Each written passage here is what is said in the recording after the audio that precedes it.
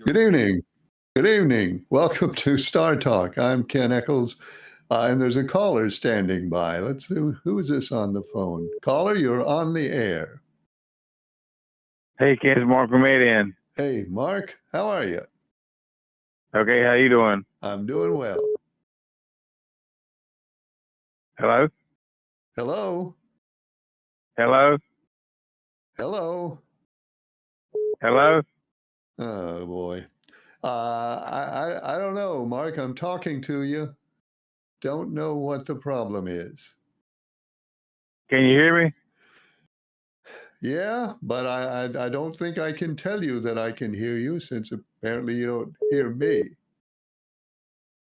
Yeah. If you can hear me, I was gonna tell you that you're not on in Reasonable. It's a blank screen in Reasonable.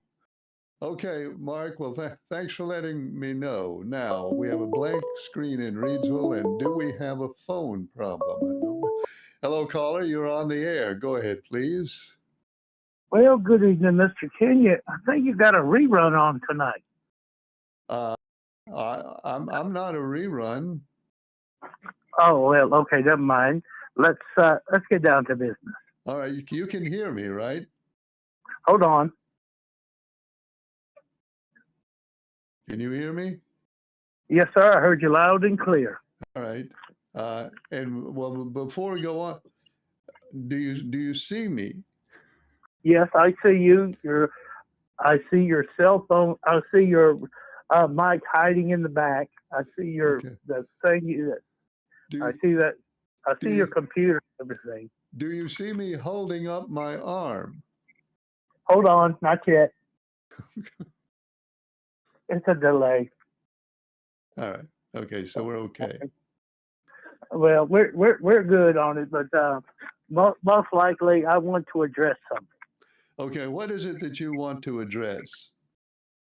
Well, to my friend who's probably a little upset about Chuck E. Chicken not opening in the Philippines. Okay, well, what do you want to say about that? Not my idea. She says when I retire, there's only gonna. Okay, I see your hand raised now. Okay, well, that took a while, but it finally got there. Okay. Well, I tried my best to talk to her. Mm-hmm. She kind of gave me those eyes like you're retiring.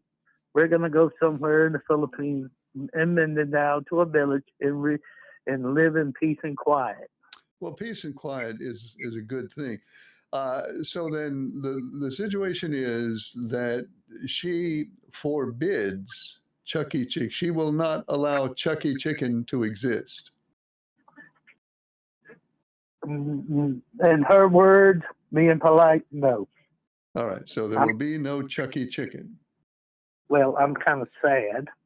Well, I guess you would be. Now, although, what if somebody else wanted to pick up the banner of Chuck E. Chicken and move forward with it? Would you object, or would she object to that? Well, as long as they don't open it in the village that we're living in. Mm-hmm. So she would allow it to exist in the world at large, but not there in the village. Not in her village. Sorry, nothing personal.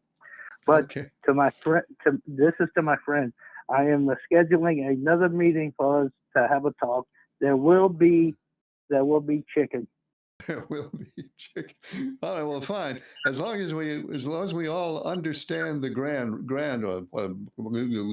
as long as we all understand the ground rules here, and the rules are fully followed, then we should be okay. And one of the rules will be not in your village. Not in her village. Not in where she. Yeah, well, we talked about it. She called. I couldn't hear her. I told her to reboot her phone. She called back, and then we talked about it. She is very blunt. So, but her village will be your village also, though, right? No, I don't. Hey, when I retire, I'm not worrying about things. I'm going to get up in the morning, go outside, breathe fresh air, walk along the beach until it's breakfast time. Yeah, but that'll be in her village, right? Yeah. All right. So then it can't be in your village because it's her village. I think it is. I'm not sure. Well, what is the But closest? How far is it to the nearest other village? I wouldn't know. I Because don't ask. if you could You know, get Chucky Chicken in that closest village, then you could still get to it, but it wouldn't be there in her village to offend her. right? But We'll I'm work not. on that. Well, I'm not going to be working there because I'm retired. She said. Well, we understand that you're retired, but you might be available, wouldn't you? Be available maybe as a consultant. Well, I'm not unless I can sneak away. Oh, well, no, you don't want to do that. You don't want to base your relationship on sneaking away. That's a bad start. Yeah, she'll probably have me watched. All right. So, but you did come though. You did come to some sort of agreement on the Undertaker belt, didn't you? Yes, I'm leaving it here. Oh, the agreement is the Undertaker belt stays here when you go to the Philippines. Yes, it's not coming nowhere near the place we're living. She's not an Undertaker fan. No, not really. All right. Well, that's fine. That's fine. Yeah. Anything else to report? Well, to my friend, there will be chicken, there will be mashed potatoes and gravy, and there will be maybe mac and cheese or pinto beans. But not His choice. Chucky Chicken. No, not for a while. Okay. All right. Well, that's how it's going to have to be then. Yeah, and to the cab driver who thought I was going to the Philippines, plans are being made in secret. In secret. Well, then you don't want to talk about them here. Then not in front of millions and millions of viewers all over the world, because then the secret would be out. Yeah, then I show up a bunch of people and wonder why I'm there and not where I'm supposed to be. Okay, well, probably people have wondered that about you at other times and places, but we don't need to give them anything new to wonder about. We'll just leave it at that. Yes, I don't want to see paparazzi. Oh, I hate paparazzi. I can't stand those people. Yeah, they know me. But, Mr. Ken, just want everybody to know they call it the Snow Friday sometime, but, everybody be on the lookout. Watch out for your loved ones. You know the drill. You know what to do. I just want to remind everybody. Good thing. And thank you for calling. Bye, sir. Bye. About that, snow. There is a chance, and I had an email about the snow. Let me find it. Well, that's the wrong phone. Let me find that snow-related email. Because the emailer raised the question about snow. Ken, I see that there is a chance of rain and mixed snow on Friday. Do you know what percentage of precipitation has to be snow and or sleet and or, well, this is complicated. What percentage of mixed precipitation has to be snow and or sleet and or freezing rain before they panic and shut down the school system? I don't know. I don't know if there is an official guideline on that. My perception and experience is it doesn't take much to shut down the school system in this day and time. But let's not get ahead of ourselves. All the forecast says is that on Friday there will be rain. There's not too much doubt about that. But the forecast says there could possibly be some snow mixed in with the rain. And where there is a chance of snow mixed in, it could be freezing rain and or other stuff in there, but they're not really predicting a winter weather event, at least not in the most recent forecast that I saw. Now, true, I acknowledge it does not require now a legitimate winter weather event for them to shut down the school system. But I would doubt This is me talking. I don't know. As I've demonstrated many times, I don't know anything. But I would doubt that there's going to be enough of that on Friday to bring the school system to a halt. I really don't imagine that there'll be enough of anything to close schools on Friday, although I'm sure that many students all over the place, excuse me, students all over the place are hopeful for that. But I don't think you should count on it because it's just going to be like, you know, just like, some snow mixed in with the rain. So let's not get excited about that. And by all means, and this is, we say this every time, by all means, let's not rush to the groceries. Let's not stampede Food Lion and buy up all the milk and bread. I just don't think that's going to be necessary. So that's my opinion. Not sure how much my opinion is worth to you. Phone line is open. There is the phone number up there that you can call. You can also send us an email. That would be at kennickleslive@gmail.com. This says, Ken, you said last night your favorite Christmas gift is money. Money's good, but my favorite Christmas gift is nuts and fruits and candy. Okay, fine. Nuts and fruits and candy. I wonder among the three, are they all equally favorites, or is there one of those in particular that you favor over the others? Who remembers the old Rebel? Anybody remember the old Rebel? Remember the old Rebel used to take letters to Santa Claus around Christmas. And he would read these letters, and the letters, it'd say, "Oh, dear Santa, I want thus and such," and the letters would invariably end, "and nuts and fruits and candy." I wonder if the old Rebel just threw that in. Hello, caller. You're on the air. Go ahead, please. Hey, Ken, how you doing? Good. How are you? Pretty good, man. Pretty good. Yeah, I remember the old Rebel and Pecos Pete.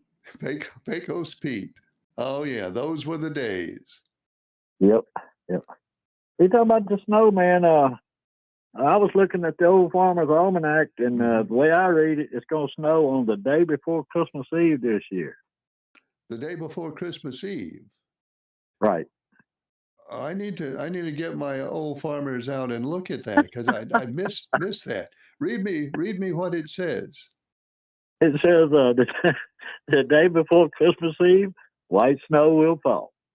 Wow. Let's see. Now that's Christmas will be on what day of the week? What day of the week? Wednesday, I think. Okay, so then the snow, according to the OFA, the snow will be on Monday. Correct. And it specifies white snow. Without a doubt. I'll guarantee you, if you see snow, it will not be anything but white. Well, then good. So, well, if it's in the Old Farmer's Almanac, I think we have to take it seriously. Well, in this Old Farmer's Almanac, Ken, you got to read the real fine print. It's hard to find, but you really got to, dig in there and get it. But that's what it says. Is that this year's Old Farmer's Almanac? Oh yeah, 2025. All right, good. Because sometimes people will get hold of the wrong one. They all tend to kind of look alike. All right. Well, that's something to look forward to. Of course, the Old Farmer's Almanac does not deal in minutiae like amounts of snow. But so it could be a half inch, or it could be a foot. We don't know. But it will be white. That's right. And it will be white. All right. Yep. Well, that's good news, I guess. Look out, Food Lion. Now, as far as the school system, the way they call for schools now, the closings of them, the way they do it, if you have to scrape frost off of your windshield, there will be no school today. Well, I'll tell you what, when I was in school, And I guess when you were in school, we would have had about 48 snow days a year if that had been the standard. That is true, Ken. I remember driving a school bus, man, and I know, and I guess all of North Carolina, but I know Rockingham and Caswell, a school bus is not permitted to drive down a dirt road anymore either. You know that? I didn't know that. They cannot back a bus out in the highway anymore. They have to go to the nearest place where they can do a U-turn, basically, and then pull back out on the highway headed straight out.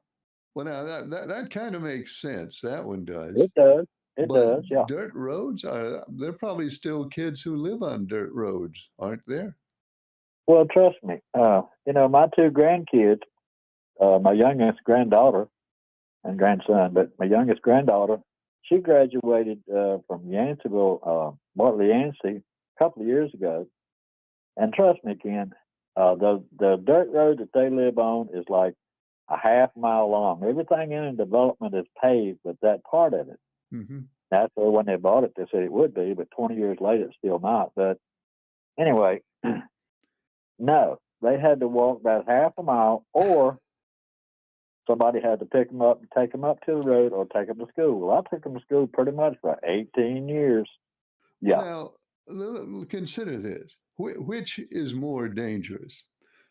The school bus driving a half a mile on a dirt road, or the kids having to walk a half a mile on the dirt road in the dead of winter, maybe when it's still dark outside, to get to the school bus. That I don't get that one. Well, that's not as much concern myself, Ken, because I assume you knew where we lived. We lived a few houses down below the school, and we walked back and forth to school every morning, every evening, and home for lunch every day. Okay? And that Yeah, was on Highway 700, and it used to really be high traffic area. You know what I'm saying? yeah, well, that's true. But my main concern is on a dirt road, them having to walk a half mile out. I mean, who do you know is going to be sitting there on a car? And sometimes school starts before sunrise. Right. I mean, they're getting to front. Now, who's to say somebody wouldn't pick those children up? Yeah, Can you who imagine knows? a 6-year-old? Can you imagine you putting your 6-year-old child out on the road and say, "Okay, a half mile up the road, wait for the bus"? No, because like you point out, certainly in December, January, a lot of those kids have to get the bus before the sun comes up. Exactly. That's scary. Yeah, and I called the school board and I raised Cain, for a lot of years, Ken, because my son-in-law, my daughter worked, and they wasn't available for them to take them. So but the school boards, I'm sorry, that's not permitted to drive a school bus on a dirt road anymore. So there you have it. I had no idea of that. No idea of that. I'll tell you Yep. this though, when I was a kid, if I could have had some circumstance, just anything that would have prevented the school bus from driving on my street and getting to my Yep. house, boy, that would have been worth a lot of money to me. Yeah, Like been there, done that. this street has not been paved in 4 years. The school buses cannot come here. Something like Yeah, that. yeah. But back in the day, Kim, when I first got my license, I got my bus license. I told you about that story, but some days I'd go up, walk up to the school, get on the bus, run my route. Me and my buddy, we'd go hang out with him. And school that day was over with, go back from his house, go back up to the school bus and drive the route, like everything was all good, but probably Well, couldn't get by with that today either, well, now they don't have student drivers anymore, do they? Not that I know of. No, I don't no. think they have student drivers. Yeah.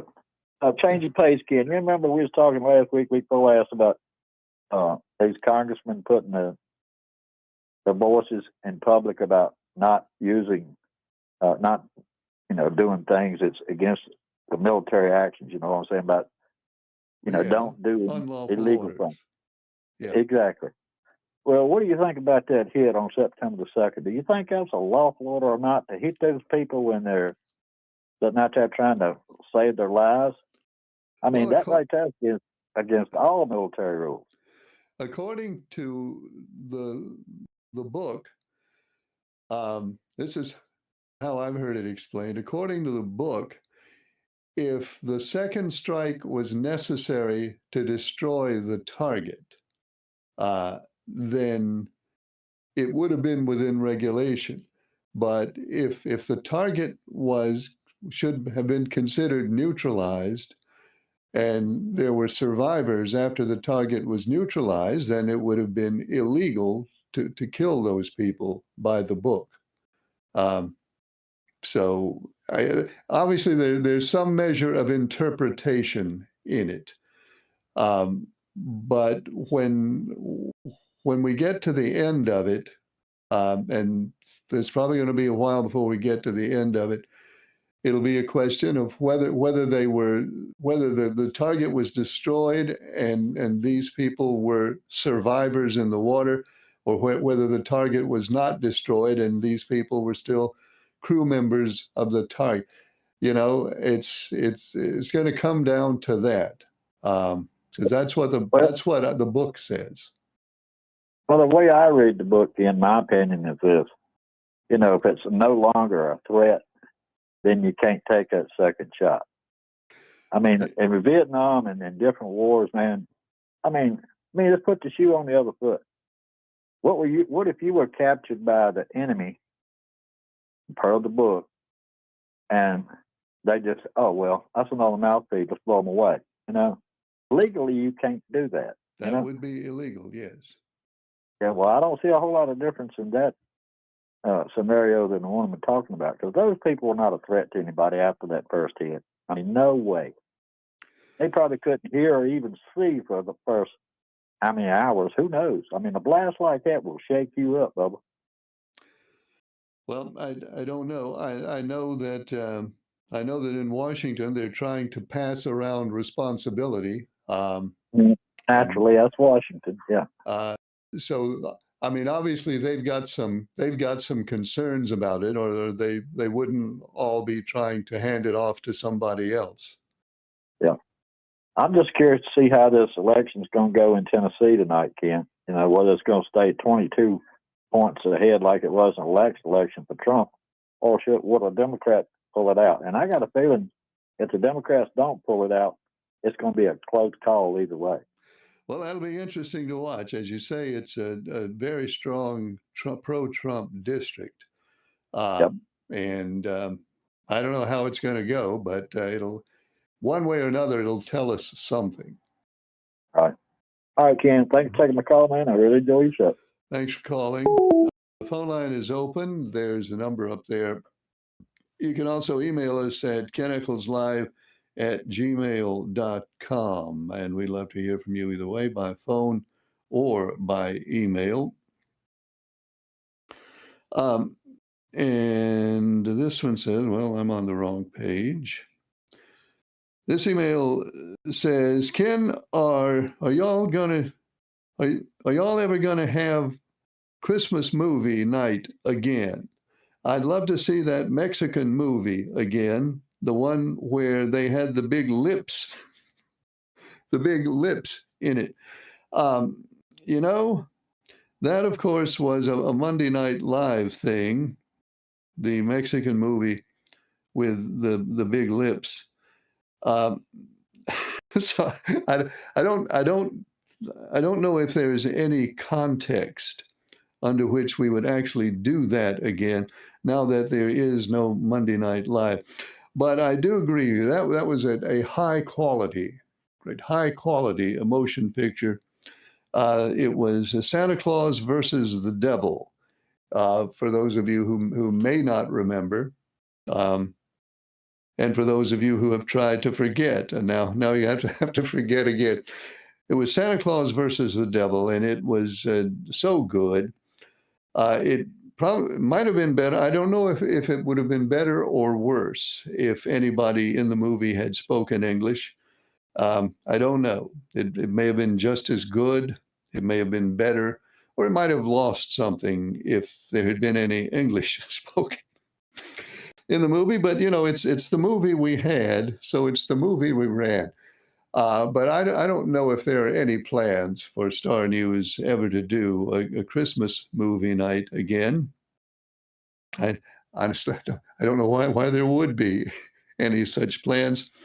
But I'll tell you this, emailer, if we do ever have a Christmas movie night again, I will certainly be the first to campaign for Santa Claus versus the Devil, the all Spanish version, to be the movie that we choose.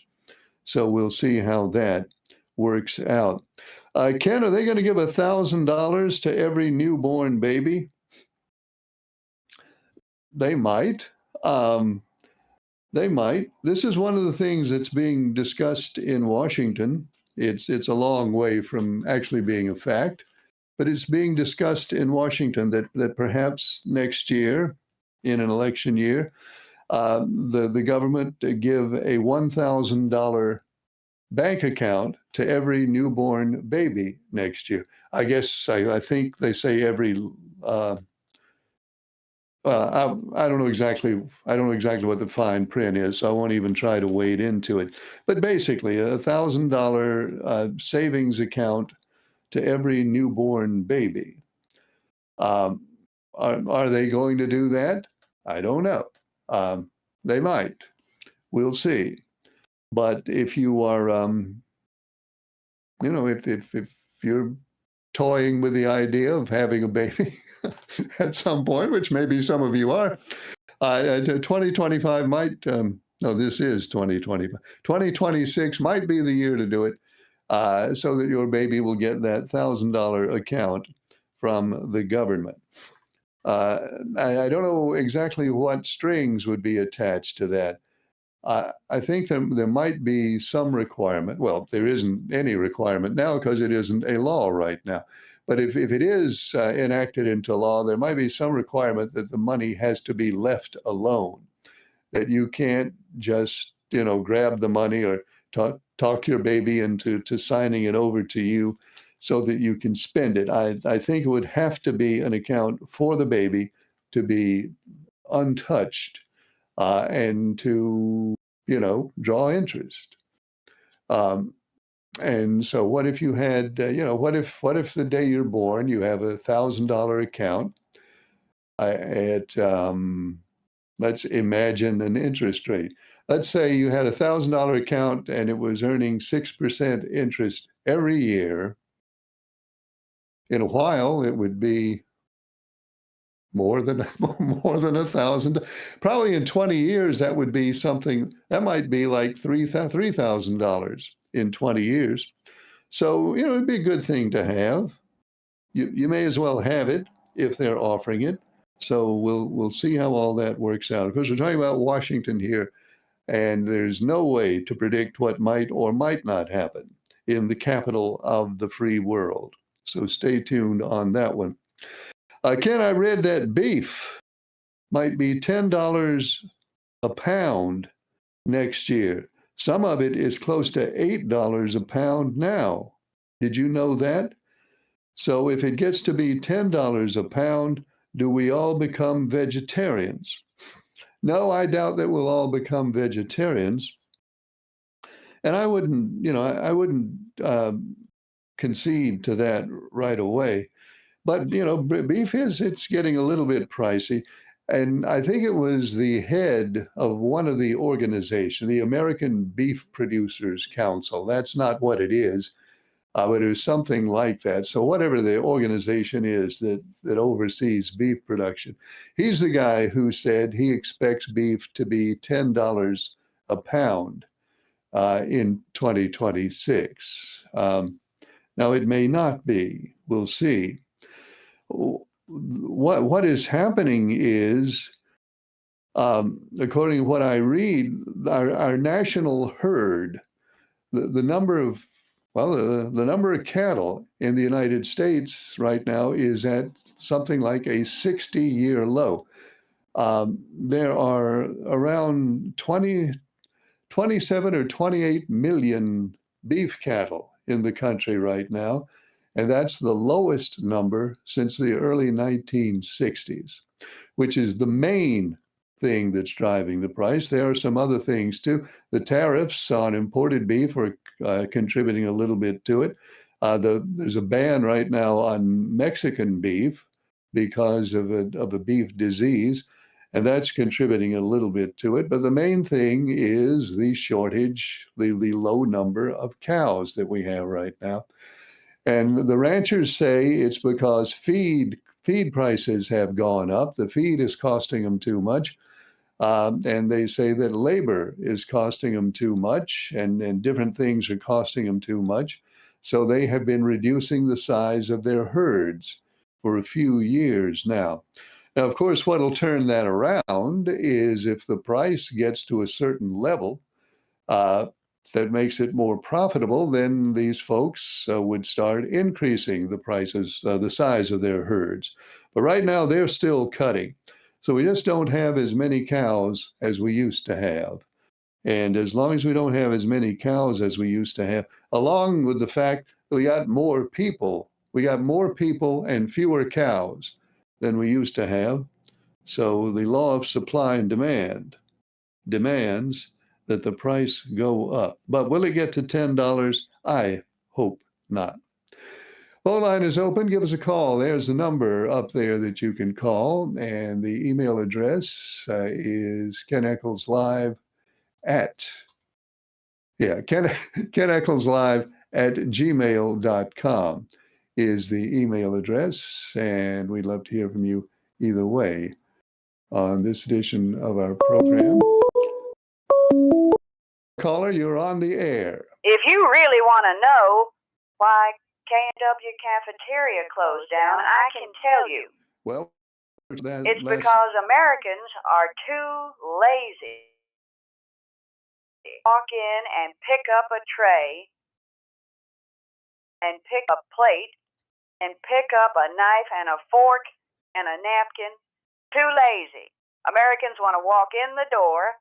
They want to have somebody come there and greet them and take them to a table and slide out a chair so that they can sit down on their hind part and be waited on hand and foot. Americans won't. Well, there are places, though, I'll think of one in a second, like Subway, where Americans do walk in and pick up a tray. And doing okay. We'll see how long they stay in business, won't we? Well, I think I had a Mexican man would come and get up all my leaves in my yard. He would get the leaves off of my roof. He would bag them up, put them in bags, and take them to the road. Right. And left my yard spotless. A good, hardest working man I have ever seen. A Christian man. Right. And I guess the government has put him in prison now or sent him somewhere. I don't know. I know he's not here no more. And the one I get now, one I had to get this time to clean up my leaves, he wouldn't bag them up, just got them all down to the road in a loose pile. Where the wind blows them in the road, blows them back in the yard. It's just a mess because he won't bag them up. He didn't get one leaf off of my roof. And I have to pay him twice as much money to do half as much work. Well, we have... Well, let me ask you a question. Okay. When is the last time you pulled tobacco? Probably 1966. It's because you're lazy. Thank you. Well, I don't know if that's entirely true.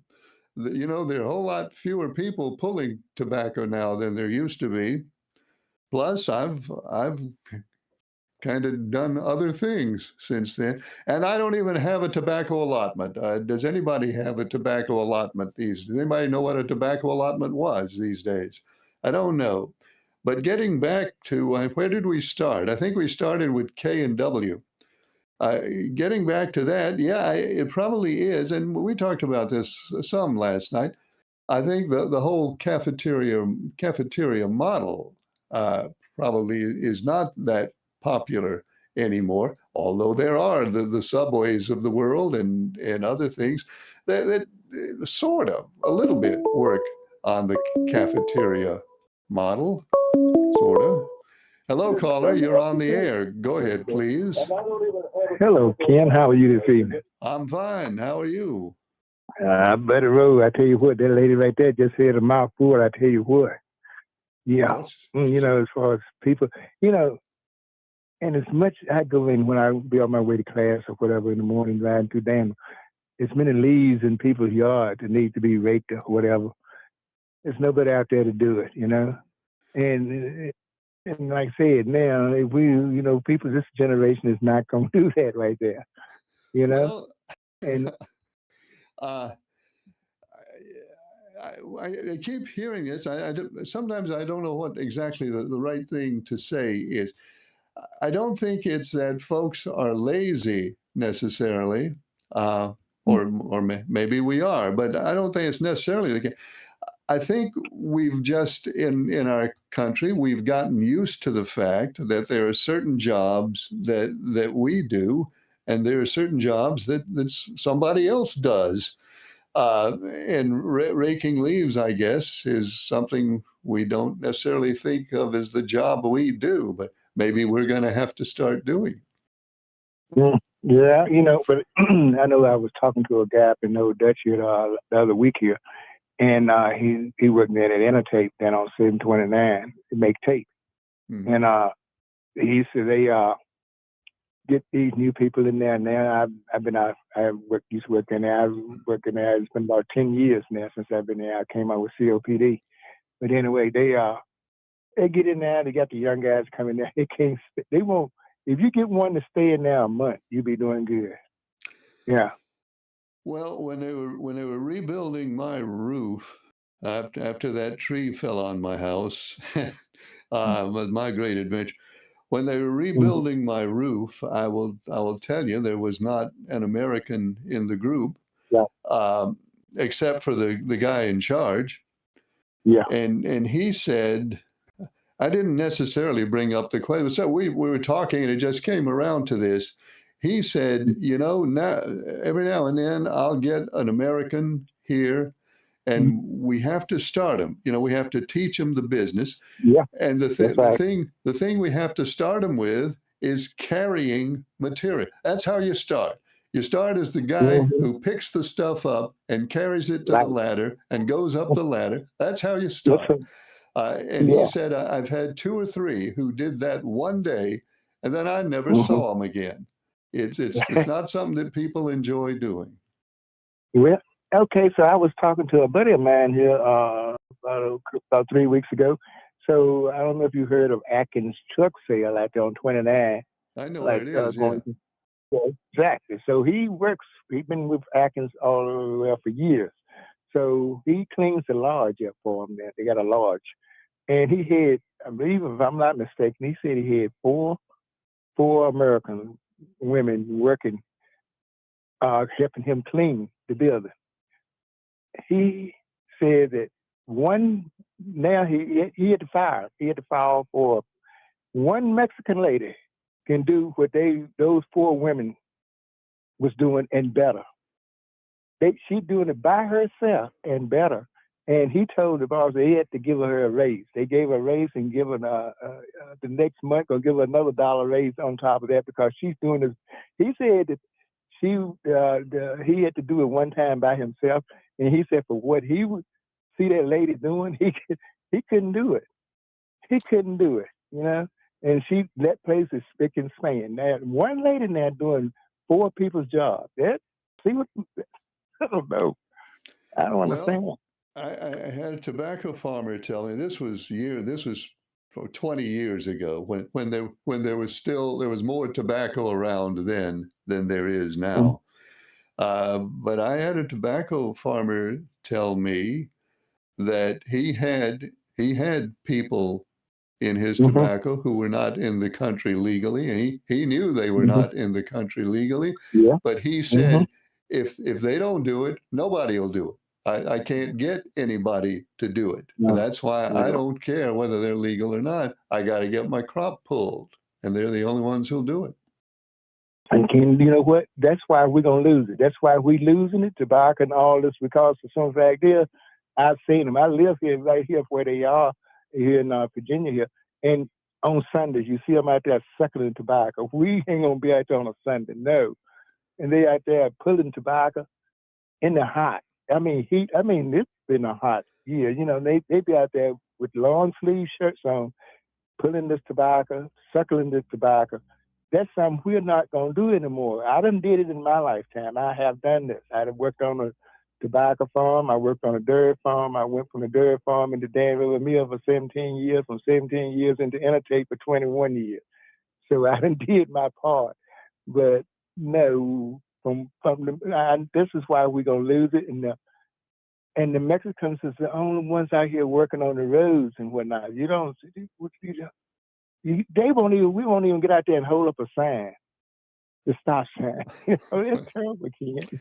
Well, you know, that'll have to change. I mean, yes, it will. It'll have to change because there are not going to be as many Mexicans around. That's true. As there have been. So, Yes, we're going to have to get our hands back into stuff, I guess. We got to step up to the plate, Ken, and that's, you're right. I believe we're going to see a change within the next 3 years. Something going to happen. And Ken, I appreciate you taking my call, and you have a blessed evening. Well, thanks for calling. Good to hear from you. Phone line is open up there at that number. You can give us a call or send us an email, whichever works best for you. And we have, maybe another 10-ish minutes or so to take your phone calls and your emails on this edition of Star Talk. So I hope that you will take part.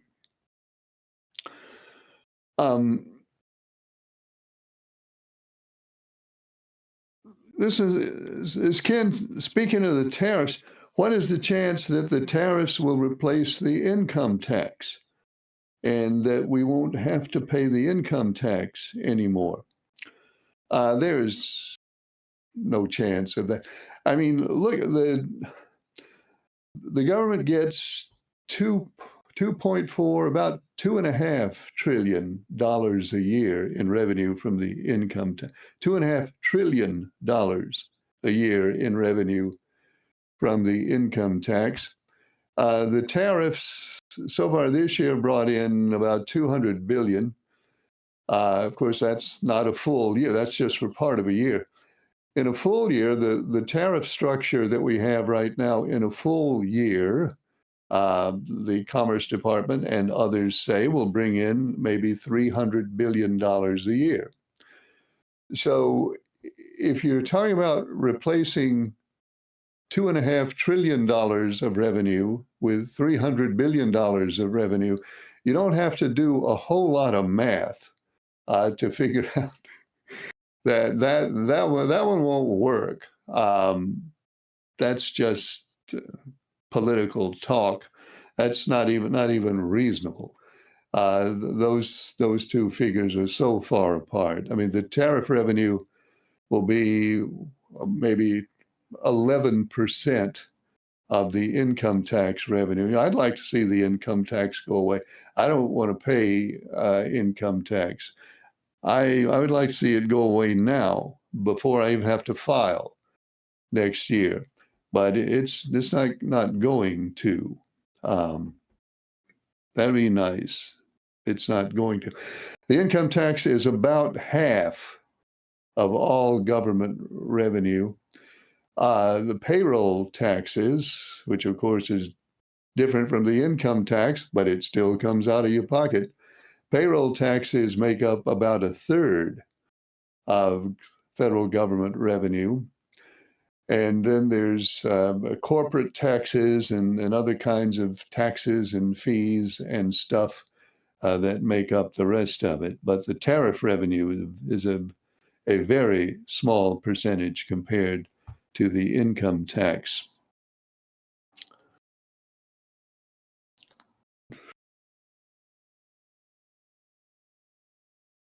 Hey, Ken, I enjoy your show. This is the first time I've ever sent you an email. Well, you shouldn't have waited so long. This is the first time I've ever sent you an email. And my question is this. Why don't you have guests on the show. I know you're going to have Sam Page on at some point, but I remember when you used to have a county commissioner on. I remember when you had the county manager on one time.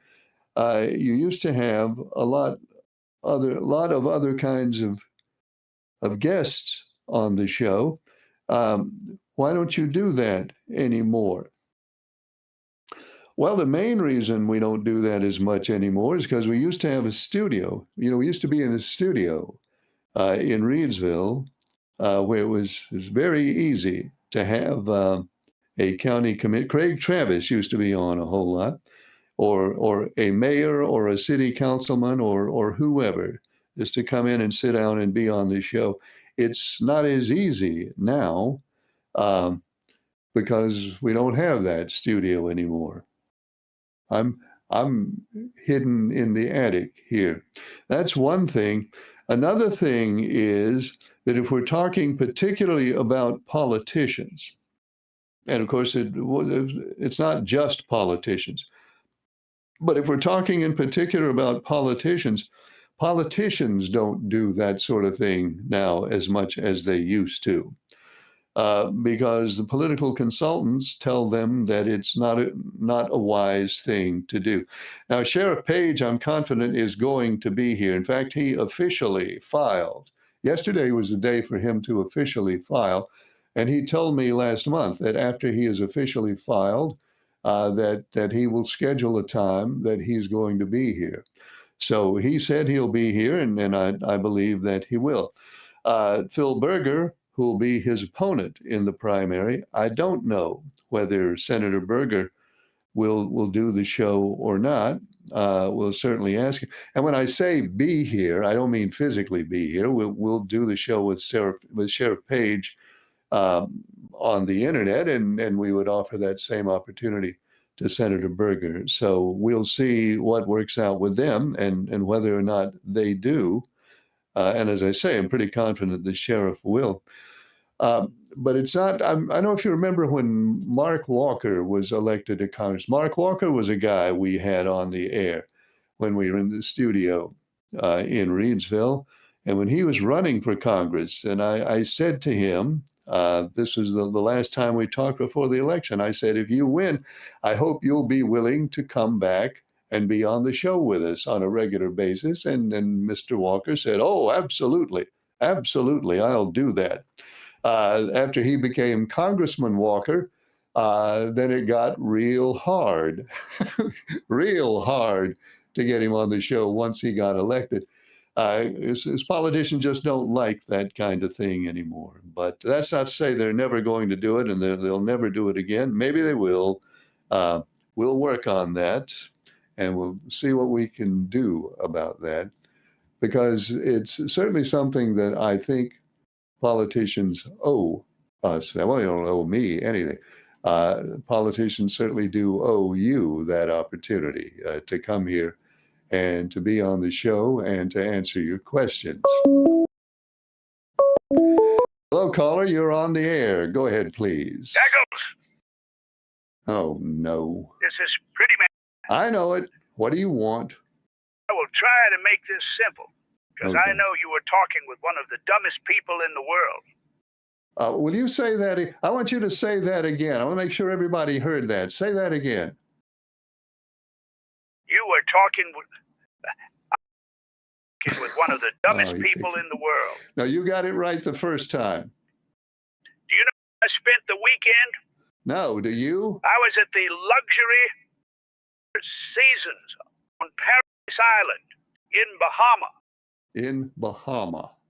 They have rooms with marble bathrooms. So they could steam clean after you leave. Rooms with marble bathroom, and they serve your meals in there. In the bathroom? No, not in the bathroom, idiot. In the room. And they have these gardens. They're just like the King of France had. There is no King of France. What he used to be. And What did he grow? he's here. Flancy. What is that? Flowers and fancy bushes. Name some. Look it up, idiot. Did your wife go with you? I don't think your wife would go with you on a trip like that. She did. Did she have a fancy room too? She was in the same. Why? Why do you think? I don't know. I've never understood it. Just move on. Her swimming trunks. You did what? I put on my swimming trunks. I took a walk on the beach. And you know who had their eye on me the whole time? Yeah, the police. Not the police. The ladies had their eye the whole time. That was so they could give a good description to the police. When you were there. What was that? Hello? Hello? I think he just blew himself up. I didn't hang up on him, although I was going to. But he's gone now, so he can't harm us anymore. You know, he's talking through an Xbox or a computer or something that disguises his voice. And I don't think he knows how to use it. He probably accidentally turned it off and he doesn't know how to turn it back on again. At least that's what we'll hope for. We're just a couple of minutes left. If you'd like to give us a call or send us an email on this edition of Star Talk, we'd certainly be happy to hear from you. And this emailer says, Ken, I heard that it's going to snow maybe 6 to 8 inches on Friday. Did you hear that? No, I have not heard anything about 6 to 8 inches of snow on Friday. So I doubt that. And the Old Farmer's Almanac doesn't say it. So if the Old Farmer's Almanac doesn't say it, then it cannot possibly be real. So I just wouldn't worry about it. Ken, here's a question for you and for anybody else. Do you ever go and do Christmas shopping now in a store or at the mall?